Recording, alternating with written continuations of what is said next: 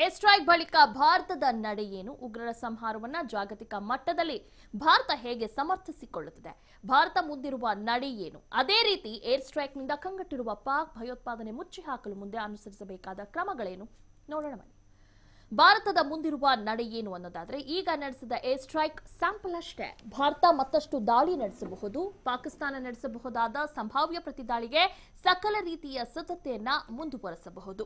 ಇನ್ನು ಪಾಕಿಸ್ತಾನ ಭಾರತದೊಳಗೆ ನುಸುಳುವ ದುಸ್ಸಾಹಸ ತೋರಿದ್ದು ಆದಲ್ಲಿ ಯುದ್ಧ ಎದುರಿಸಲು ಅಗತ್ಯ ಕ್ರಮ, ಎಲ್ಲೆಡೆ ಉಗ್ರರ ಪ್ರಯತ್ನವನ್ನ ವಿಫಲಗೊಳಿಸಲು ಅಗತ್ಯ ಕ್ರಮವನ್ನ ಕೈಗೊಳ್ಳಬಹುದು. ಇನ್ನು ತನ್ನ ಮೇಲೆ ಭಯೋತ್ಪಾದನಾ ದಾಳಿ ತಪ್ಪಿಸಲು ತಾನು ಉಗ್ರರ ಮೇಲೆ ದಾಳಿ ನಡೆಸಿದ್ದು, ಈ ದಾಳಿ ಪಾಕಿಸ್ತಾನದ ಮೇಲಲ್ಲ ಎಂದು ರಾಜತಾಂತ್ರಿಕವಾಗಿ ಪ್ರತಿಪಾದಿಸಿ ವಿಶ್ವ ಸಮುದಾಯದವರು ಬೆಂಬಲಗೊಳಿಸಬಹುದು.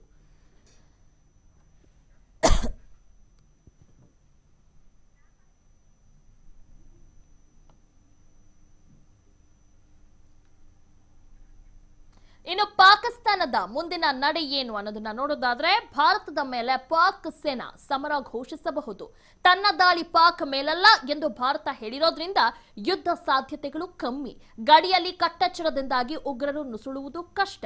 ಆದ್ರೆ ಕಾಶ್ಮೀರ ಮತ್ತಿತರೆಡೆಯಿಂದ ಈಗಾಗಲೇ ನುಸುಳಿದ ಉಗ್ರರನ್ನ ಬಳಸಿ ಪರೋಕ್ಷ ಸಮರ ಸಾಧ್ಯತೆ ಇದೆ. ಇನ್ನು ಭಾರತದ ಗಮನ ಬೇರೆಡೆಗೆ ಹರಿಸಲು ಉಗ್ರರನ್ನ ಬಳಸಿ ದೇಶಾದ್ಯಂತ ವಿಧ್ವಂಸಕ ಕೃತ್ಯಗಳಿಗೆ ಪ್ರಚೋದನೆ ನೀಡುತ್ತೆ.